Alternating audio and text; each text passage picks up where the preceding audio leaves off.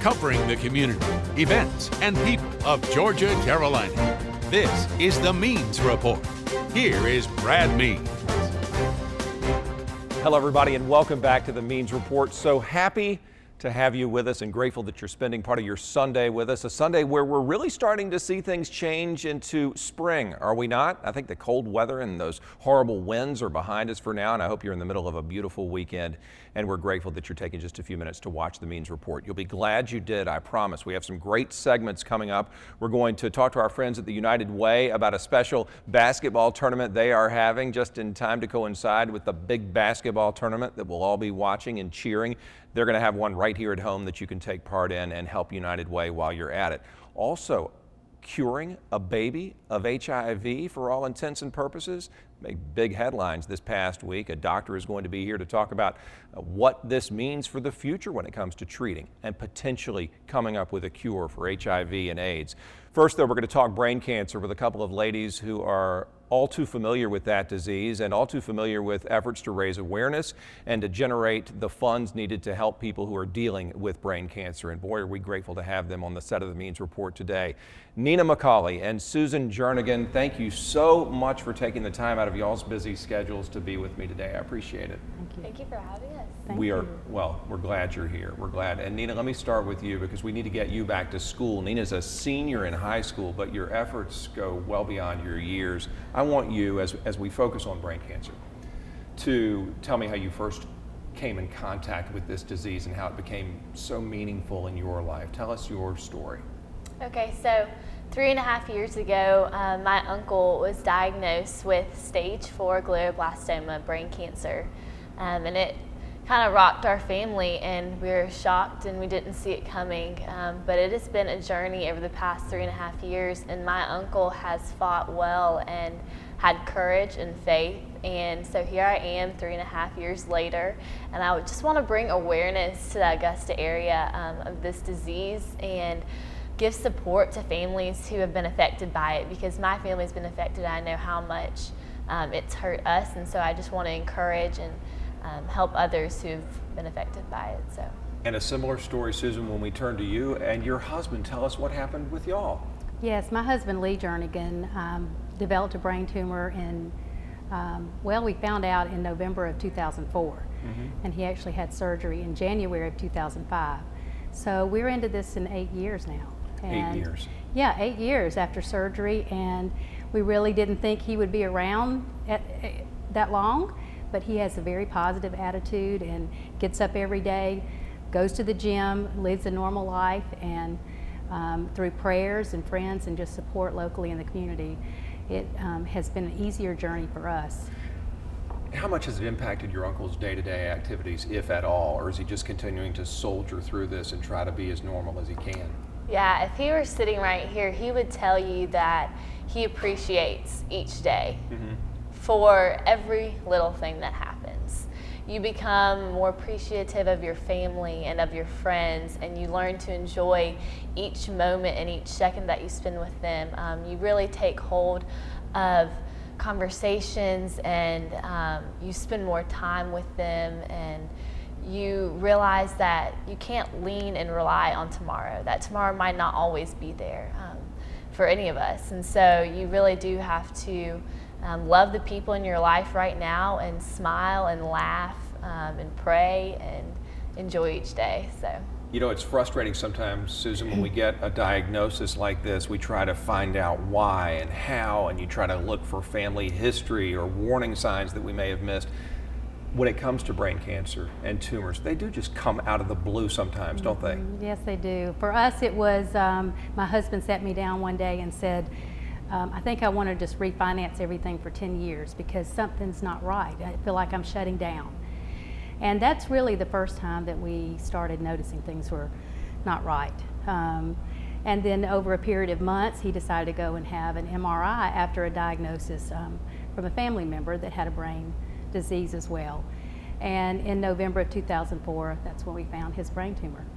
And still going strong here 9 years later. Oh yeah, now we've had some changes to our lives. I mean, I went back and started running our company.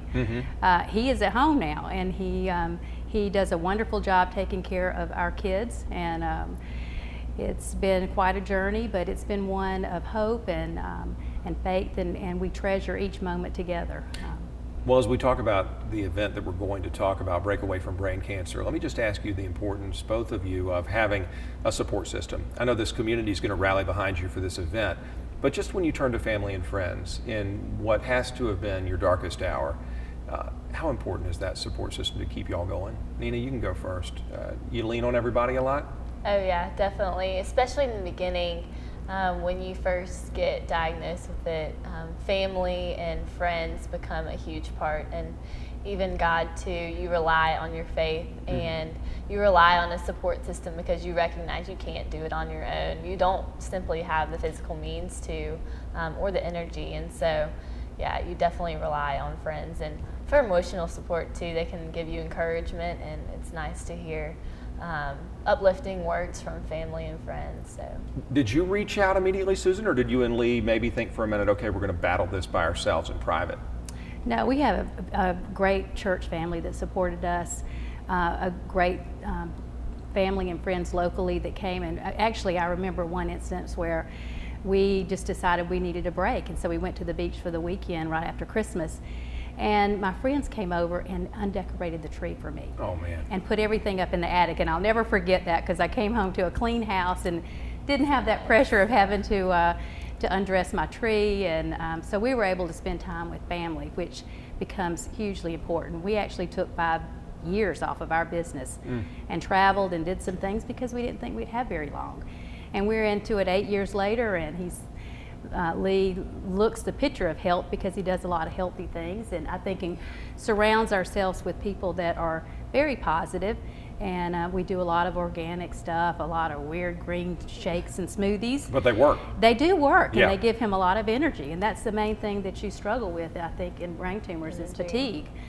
There are two types of friends in this world, two definitions of friends: those who will help you move and those who will take up your Christmas tree. That's just huge. Yeah, those are horrible jobs. Yeah. Talk about Break Away from Brain Cancer. It's a, if I understand it correctly, walk, run, and there's a bike riding element to it. Yes. Coming up at Savannah Rapids Pavilion. Tell me what this is about and how people can get involved with it. We do have some information, folks, we're going to put on the screen, but what motivated you, a 12th grader, to do this and to have this event? Well, I was selected homecoming queen for my school, and so this is my project that I've chosen to implement. And by winning, it kind of gave me the foundation to move forward and the school support behind it. And so I'm very excited. And I chose bike ride because my uncle is a big biker and spends a lot of time biking. He actually bikes to work and loves it. And so I decided, well, why not do a bike ride for him? And then there's obviously people who don't have bikes, so they can run or walk. And it's not a race, it's just a fun gathering where we're gonna get together. There's gonna be food and drinks, and we're gonna ride together. And if you don't wanna ride, you can run or walk. And if you wanna walk 10 yards and turn around and come back, that's fine. So no pressure, it's not a race, it's just for fun. Yeah, just to be together. And I guess that's just more of that support showing itself. Yes. You know, y'all talked about the family, and this is the community, right? Wrapping its collective arms around y'all. How hopeful are you that the community will come out for this big time? I know it's off to a great start, but Susan, I'm sure you're anticipating a good turnout that Saturday.